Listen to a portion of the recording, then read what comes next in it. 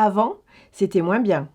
Maintenant, le bout de salade entre les dents, le bouton sur le menton, la laine de chacal, ni vu ni connu, je t'embrouille. Inès, influenceuse de ouf. Lorsque ce monde deviendra trop fou, nous irons nous réfugier dans l'abri des possibles. Portrait de Myosotis Clairac, fleuriste. Elle regarde ses bottes noires à pois blancs se colorer lentement dans la rosée matinale. Youk, son chien, est parti à la course avec Eustache, le chat borgne. C'est leur rituel. L'un fait mine de s'effaroucher et l'autre fait le voyou, lui collant l'arrière-train. Généralement, Youk, qui ne sait toujours pas grimper aux arbres, se retrouve à japper, les pattes appuyées contre le tronc. Puis, il revient, essoufflé, au jardin. Myosotis Clairac regarde au loin, après la petite allée escarpée, la maison dont la façade commence à se colorer du soleil levant. Elle tient dans sa main un gobelet en bambou, décoré de pandas dodus que Liane, sa cousine préférée, lui a offert à Noël dernier. C'est pratique ce truc-là pour boire son café au milieu de ses dossiers en cours. À 15 ans, Myosotis avait décidé de venir vivre ici, au Bosquet. En rupture complète avec ses parents, qu'elle considérait comme de gros égoïstes épris par leur carrière, elle avait fait sa valise pour venir s'installer chez Manette, sa grand-mère maternelle. Elle n'aimait pas trop l'école, mais Manette fut intraitable là-dessus. Le bac, et après on verra. Sa grand-mère était veuve depuis 20 ans. Myosotis n'avait jamais connu son grand-père.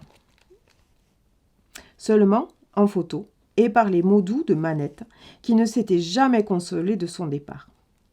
Un soir de tempête, il avait voulu sauver sa chienne qui s'était faufilée dehors, prise de panique. Aucun des deux n'avait survécu à la violence des bourrasques. Il la tenait contre lui, coincée sans vie, sous les décombres du petit pigeonnier. Manette, malgré son cœur en charpie, avait continué à faire tourner l'exploitation maraîchère, avec l'aide des uns et des autres, embauchant des saisonniers la plupart du temps. À 22 ans, alors qu'elle tentait vainement sa deuxième année de fac de lettres, Myosotis avait réalisé que la seule chose qui la poussait à sortir du lit le matin, c'était d'accompagner Manette au jardin. Elle avait alors plaqué son minuscule appart toulousain et était revenue vivre au Bosquet après avoir entassé tous ses biens dans sa petite R5 blanche. Elle s'était fait traiter d'inconsciente, d'idéaliste, de rêveuse, de glandeuse, d'anarchiste par son entourage.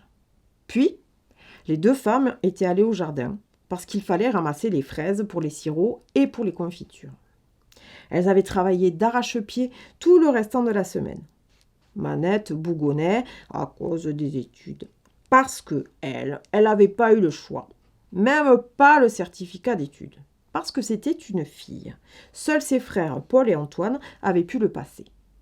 En même temps, elle était intarissable sur les astuces pour lutter contre les limaces, les pucerons, le mildiou, la meilleure façon de couper les tiges des fleurs, de faire venir les plants de salade.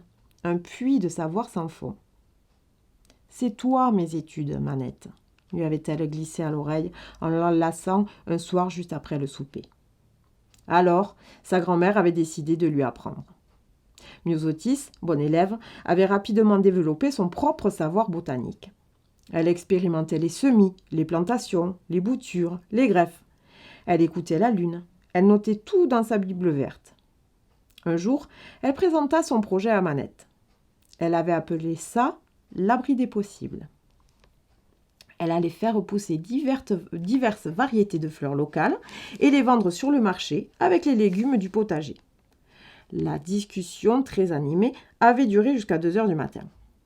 Après avoir convaincu Manette, il avait fallu convaincre la banque. Pierre-Yves, l'ami de son père, avait appuyé le dossier, par amitié pour l'homme formidable avec qui il avait fait les 400 coups à l'école élémentaire. Myosotis avait serré les dents. Cela faisait des années qu'elle et son père ne s'adressaient plus la parole. Mais c'est comme ça, la campagne. Tu es toujours la fille ou la femme d'eux. Elle s'était assise sur son amour-propre, par conviction pour son projet et sa capacité à se faire son propre nom.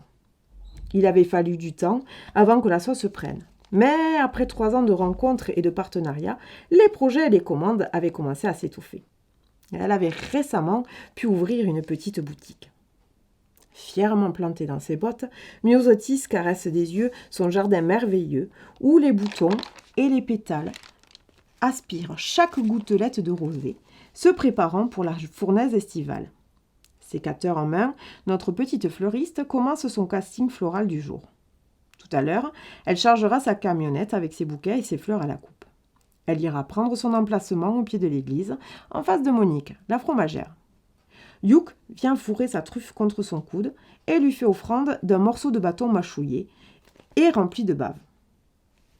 Depuis la mort de Manette, au printemps dernier, c'est son seul compagnon sur la propriété. Du matin au soir, il la suit comme son ombre, seul confident des jours gris. Il la couve de ses yeux argentés, comme un garde du corps inébranlable. Parfois, Myosotis sourit, comprenant désormais le geste insensé de son grand-père ce soir-là. Elle aussi, sûrement, elle ferait de même si son chien était en danger. Après avoir réalisé sa récolte du matin, elle retourne dans la cuisine qui sent encore comme du temps de sa grand-mère. Ce mélange de parfums d'épices, de sucre et de beurre fondu. Elle se resserre un café et s'assoit quelques minutes sur une chaise. Assez longtemps pour que Canaille, la petite dernière, vienne s'installer sur ses jambes en ronronnant. Assez de temps pour lire quelques articles du journal local via Internet. Ils annoncent 37 degrés aujourd'hui. Les touristes vont sûrement affluer sur le marché ce midi. Elle aime bien les regarder déambuler, même si pour elle, sa clientèle reste principalement composée des locaux.